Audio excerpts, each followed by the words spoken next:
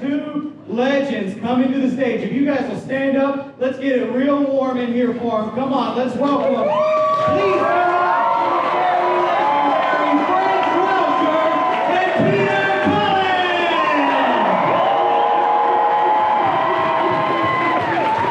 Yeah!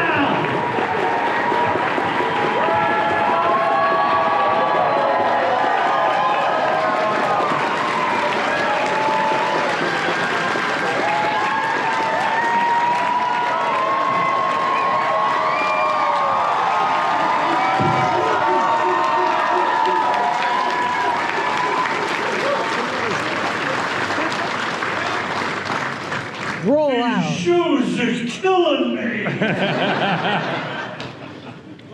One more round of applause. They're here in the flesh. I told you not to wear my shoes. Thank you both so much for being here. This is such an honor for me and such an honor for everybody. We're so happy that you're here in Orlando with us. Thank you very much for your time. To get started, I have one question that I want to ask up front. What's the one question that you both get asked so much that you secretly hope nobody ever asks again?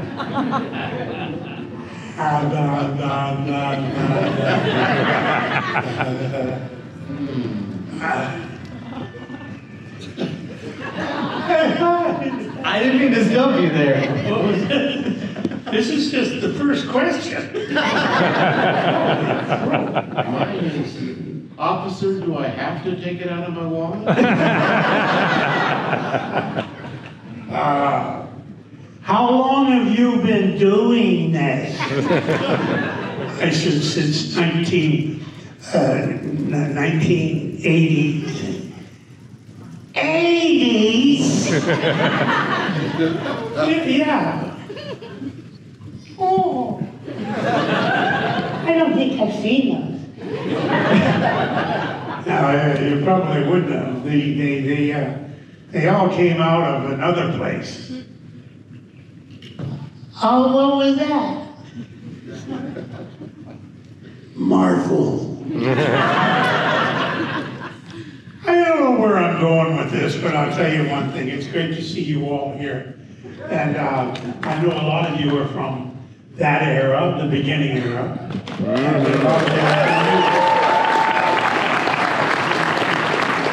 If you don't mind, Frank, I tell a little story and then I will occupy your Megatron voice. Go.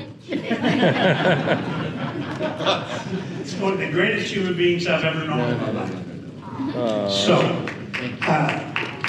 There was a mother that was bragging about Transformers and what a successful, wonderful series it was at a time when children really needed a hero, and they didn't have too many.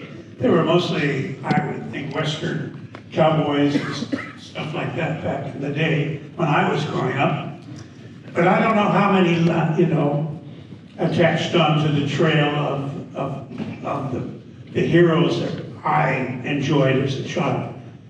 A mother came in one day and she said, this Transformers is one of the most wonderful series in the world I've ever seen. And she went on to describe, my 4-year-old boy watched TV until the Transformers came out, and he would be all over the place. You just couldn't keep him in the den. He'd be everywhere. And for me to get anything done around the house, I had to control him. And he would only respond to one thing, the Transformers. She would pick him up, and he said it was a little ball of blab, active, and I would bring him into the den, turn on the Transformers, plop him down, and he didn't move for a half an hour. He sat there as a little blob, and he's been doing it ever since. I met a 44-year-old man that came up to me and said, you know what?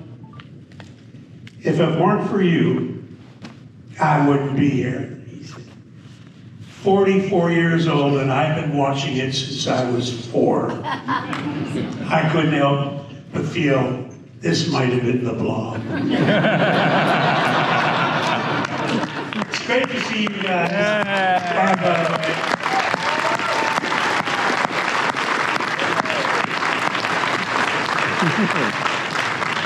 You know, I think one of the great questions that they always ask us, which is so nice, is, you know, do you like coming to these shows?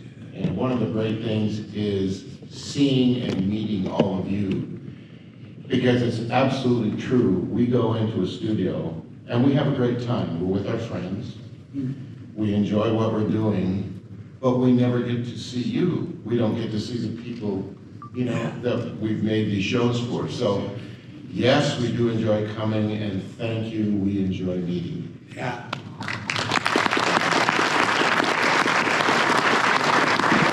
Now, I would say, Peter, one of my favorite stories I've ever heard is about how you base Optimus Prime's voice on your brother Larry.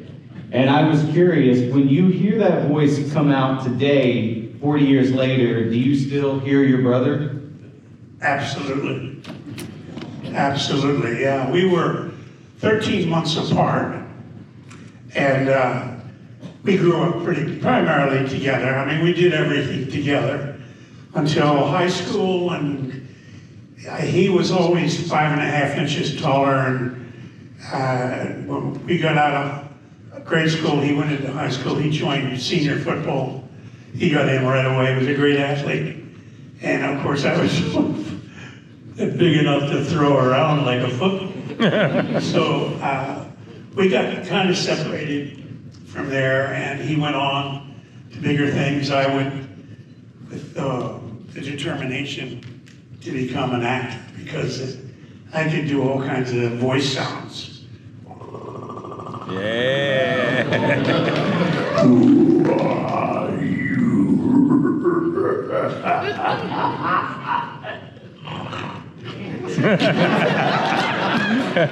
Anyway, thank you. Those sounds propelled me into a whole lot of special effects for Hollywood stuff. I did a lot of crazy stunts. Some of them I can't even remember, but anyway, enough about you. Now, Frank, with over 900 credits, I want to know, have you ever had someone... 907. Oh. And still growing. Have you ever had somebody bring up a character to you and remind you of someone that you completely forgot that you played? Yeah, this was kind of a really fun little side one that I did a long time ago. But I was still very young and had this opportunity. I was kind of doing, in my mind, I didn't know it at the time, but kind of a Peter Cullen, beautiful, rich voice, which I don't have. And I was actually Smokey the Bear. Oh, yeah. What? You know, I mean, I think probably for maybe 2 weeks or something until they got a real bear. But, I'm Smokey the Bear. Only you can prevent forest fire.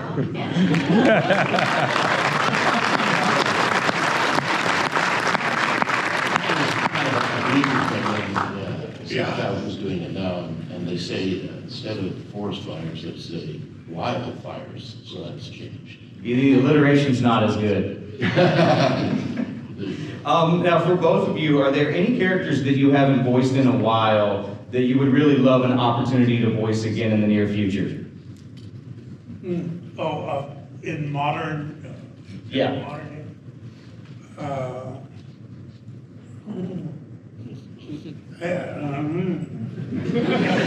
you know, there was one thing that we've talked about that we really wanted to do is to do impressions of characters. Probably a lot of these impressions that we do that we could do together are probably too old you know, I mean, the audience may not know them, but like, would you know Edith and Archie Bunker? Easy, what are you doing there? Oh, Archie! How good! Last night I dreamed I was in the Miss America contest. You say that now, and you're gonna change your mind.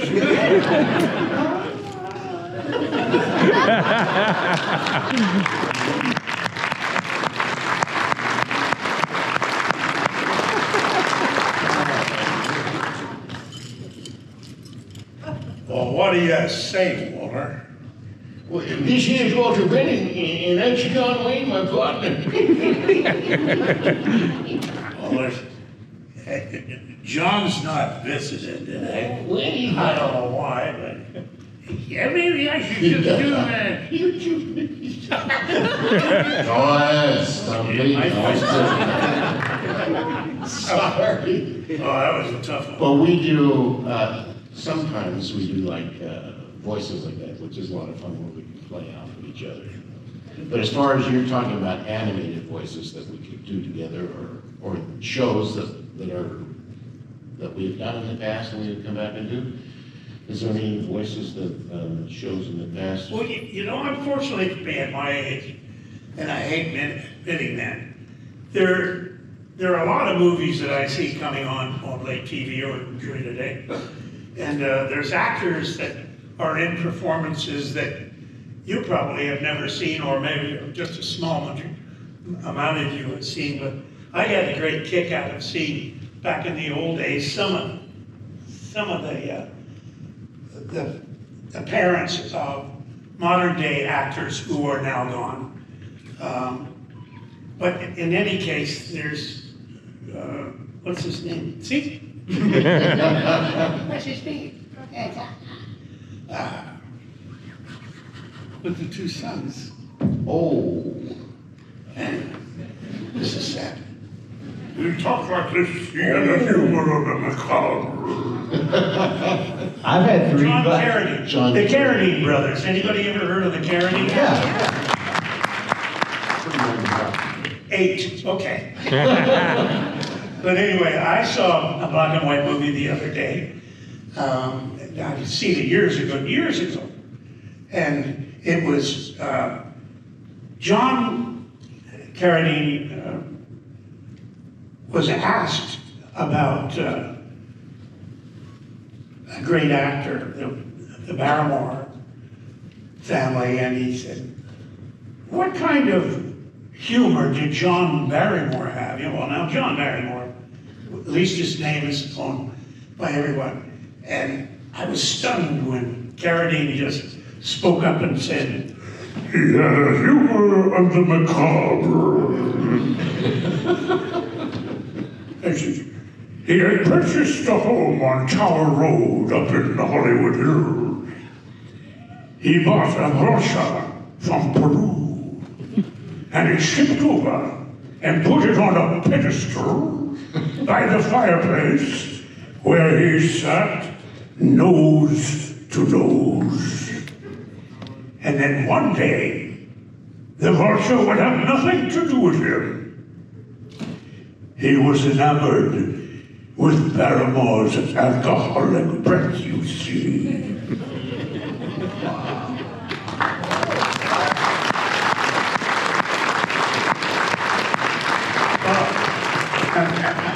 unless you knew of Carradine, this is called dying in public. This is great, isn't it, everybody? No, we love that.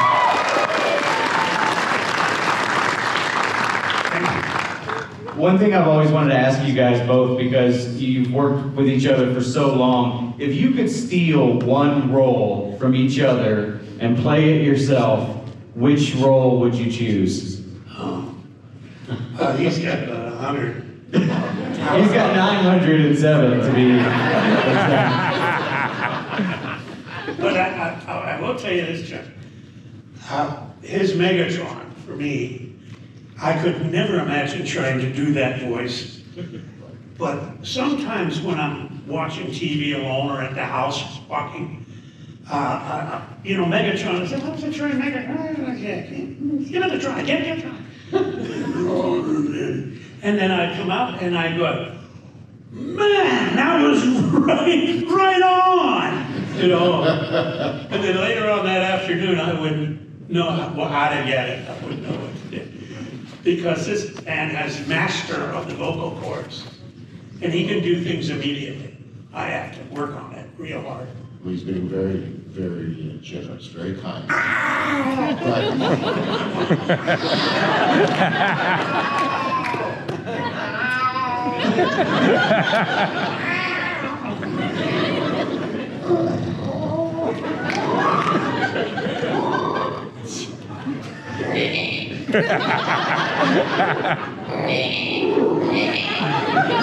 I'm into Ricky Brown. I think I speak for everyone when I say we would happily sit here for the next 20 minutes and listen to you guys make animal sounds.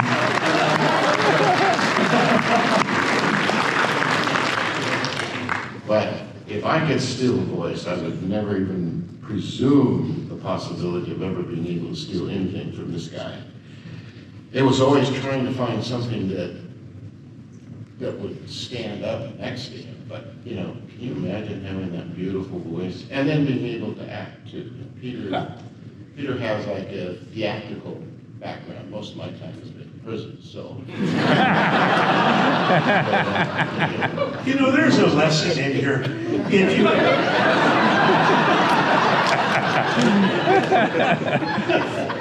You better ask us the question. Well, maybe there is a lesson in it. You know, if you ever think you can't do something, you've got to start thinking, but I can do something. And you should let that overpower the negative tone. You should, in everything you do, in everything you do. If you want to go faster, will yourself to go faster. Never give up. That's what my theory is. Never give up, never give in. Ever. Don't let it slide one little bit, because then you have to work harder to get back to that little thingy. No crying. I'm giving a lesson. No, I've learned it the hard way with my love handles. I know that once it's gone, it's hard to get back. Love handles. Thank you, thank you. I think we've got time for a couple of audience questions here, if we want to line up to these microphones that are in the aisles. We probably won't be able to get to all of them, but if you guys want to ask a couple of questions, let's start over here. What's your name? Hey, Frank, Peter. My name's Wyatt Keller, and I've been a lifelong fan of Transformers. Where? And I'm over here, sir. We got them right over here. Oh, What's your name? Is it Dwight? Wyatt Keller. Hi. Yeah. Hi, Dwight. So, Peter, I don't know if you can do well, I'll say this first. Your performance as Optimus, because many people have done Optimus, but you specifically, I have learned how to be like you showed me through that, how like you stand up for your family and you fight for the people that you love, no matter what it takes. Because there's a scene in Age of Extinction when you have the sword to Grimlock's head, and you're about to like just end him. And you're like, you said something like, stand up for my family or die. And when I saw that, that really pierced me. I was like, oh my gosh, that's what it's about. And my other thing, so my point is just thank you so much for doing it as long as you did, because seriously, it meant so much to me. Seriously, it did. And to my dad too. But I have this, I don't know if you can do the voice, but even if you can't, I'm still gonna say it for Optimus. Optimus, thank you for bringing me with you on the adventures to stop the Megatron, to save the world. Thank you for every moment, every battle, every speech of hope and freedom. Thank you, Optimus Prime, for every moment. You can't ask him to repeat that. Not without getting paid. Thank you, Dwight. Thank you, I appreciate it. Let's get a question in over here. What's your name? It's Jake, and it's nice to meet you two again, because I met you guys here also 2 years ago in 2024. You know, Peter, obviously, he's Optimus Prime, and he also was Eeyore once, too. It's worth pointing out Jim Cummings is also here, too. So, and Welker, I mean, the amazing things, you have the animal characters you've done with Warner Brothers and Disney. I just really wonder how you do that. But one role that also stuck out to me a lot, too, that has really been hilarious, is when you provided the voice of the gorilla in SpongeBob SquarePants. You go at one point, you're like, George, they're on to us! And you probably Baker's like the voice of the horse. Like, what was it like voicing that character just out of the blue? And it's just one of the most craziest endings of an episode of SpongeBob. What was it like voicing who? It was the gorilla in the episode of SpongeBob, I Had an Accident. What was it like voicing the gorilla in that episode of SpongeBob? The episode of SpongeBob, what was it like voicing the gorilla? I don't remember doing. Frank did it. Oh, Frank. Oh, Frank. Remember that hairy job I told you about? Yeah. That's a really great question, but you know, I'm gonna sidestep it because I wanna do something. I'm gonna walk over there for a minute. Be right back. Oh, yeah.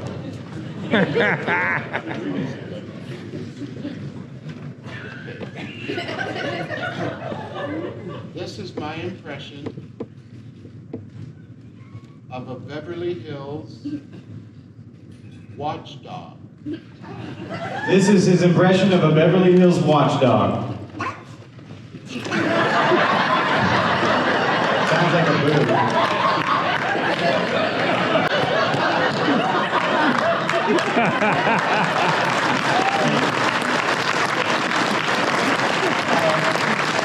All right, Riddler, over here, what's your question?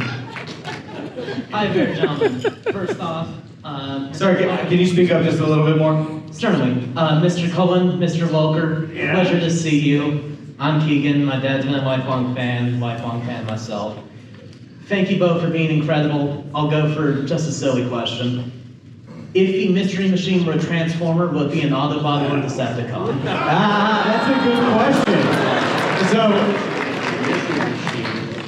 if the Mystery Machine was an Autobot, would it be... Oh. Oh, yeah. If it was a transfer, see, this happens to all of us. If the Mystery Machine was a Transformer, would it be an Autobot or a Decepticon? Wow, that's a really good question. That's a fun question. Thoughts on that, Peter? Quite right. It is quite right. Yes. Both. Yes. Quite right. That is correct, because it would be able to transform into an Autobot when necessary and into a Decepticon when necessary. Quite right. Yeah. Yes. Because we're always transforming, right? Yes. Yes. But he wouldn't be British. He'd be American. Thank you so much. All right. What about over here on this side? Hi, my name is Jasper Youngblood. Jasper Youngblood? That's right. That's the coolest name I've ever heard. Hello, Jasper Youngblood. Yeah, I've been a fan my entire life, and so it's great seeing you guys in person for the first time. Obviously, you both voiced Optimus and Megatron for years now, series, movies. So I was curious, what was your favorite series or movie that you did Optimus and Megatron in? Did you have a favorite Transformers series or movie that you've done? Well, I think we probably both agree that in our hearts, G1 is number one, because that's what we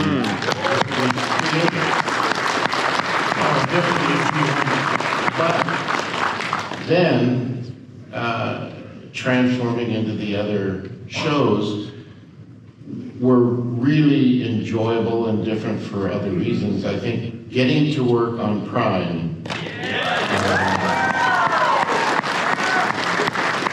the voice for me changing and giving me a more dynamic range. The technology of the show was so beautiful. And working with Peter again, and then a whole new group of wonderful, crazy actors. For us, it was just an absolute treat. And Oh, we had a ball, yeah. I think, This man could make any one of you in this audience laugh within a very short period of time. But he would do that sitting next to me as we were recording Transformers. And I often tell the little story when I'd be sitting there, and then I would be hearing the dripping of an air conditioner or a tap or water coming from somewhere. And it would be then, you could barely hear it, but I would be reading as Prime or whoever, and I'd get a little annoyed, and I'd have to look back through the glass to the producer directors and say, "Hey, aren't you guys picking up this water sound?" And they go, "What are you talking about?" No, there's like a water, a dripping thing. "Oh, we don't hear it, Peter. Okay, back to page 3. So I go, "Oh, yes." And then this guy had me going.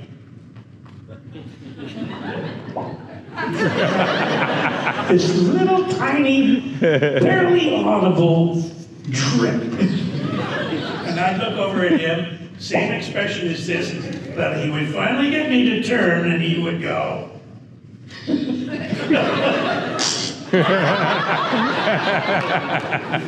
Our days were made up of fun, and you know, if you're not doing something you love, you're wasting your time, you're not enjoying the best years of your life. And certainly, you know, I'd rather love to do something than despair. I mean, yeah. So make sure you do what you love. amen. Thank you, Pastor Youngblood. Well, we got time for one more question. So, what's your name? My name's Matt, and those are wise words that Peter just spoke. And while you're here, everybody in this room, you've touched us for years and years, countless voices, countless memories. I just want everybody to give them their flowers. Big round of applause for Frank Welker.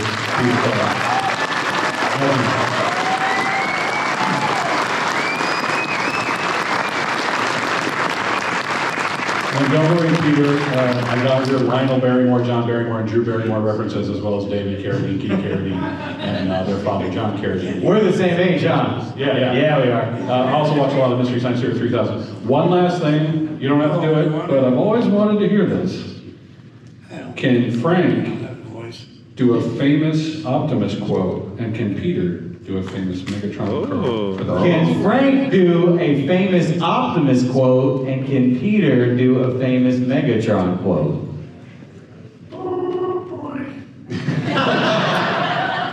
In your respective Optimus and Megatron voices. Yes! Not to go too hard. Yeah, I don't want Peter to do Megatron. I gotta, you know. Do Megatron doing I think he wants Megatron to do an Optimus quote. Yep. So you say an Optimus quote as Megatron, and then you say a Megatron quote as Optimus. It would be an honor. He's ready.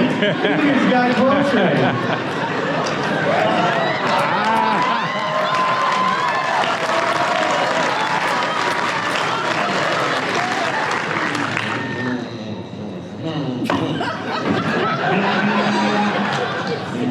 Oh no, not the blister breaker.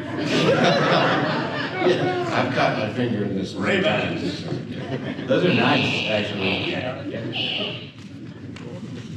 Frank wrote this up a few years ago. You kept it in really good shape.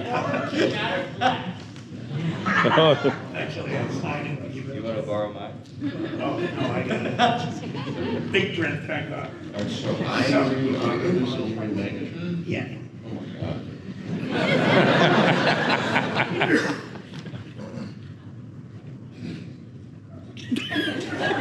You start. I think we better just give you, all right, let's just do a quote. I'll say, no, we're gonna do From the top, Frank. Actually, this is a little scene.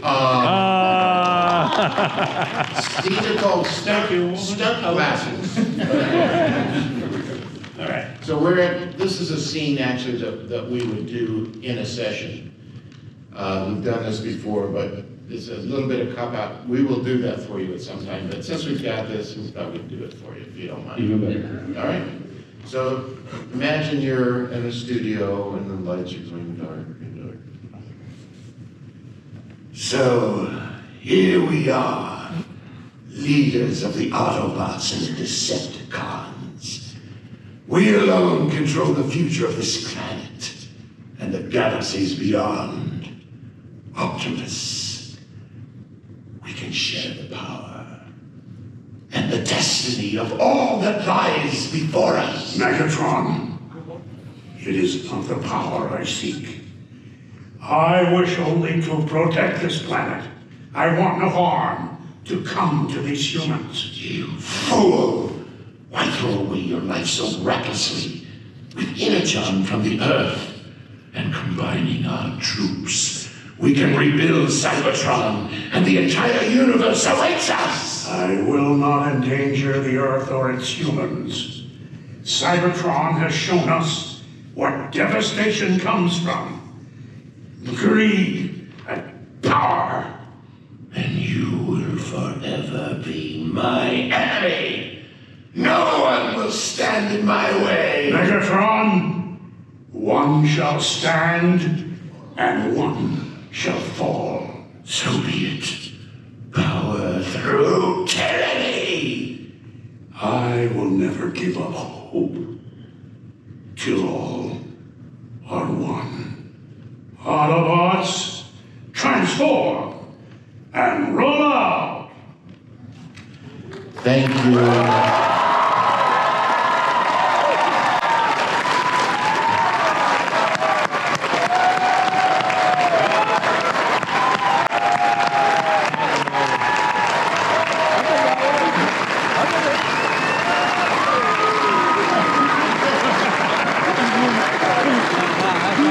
Ha ha ha!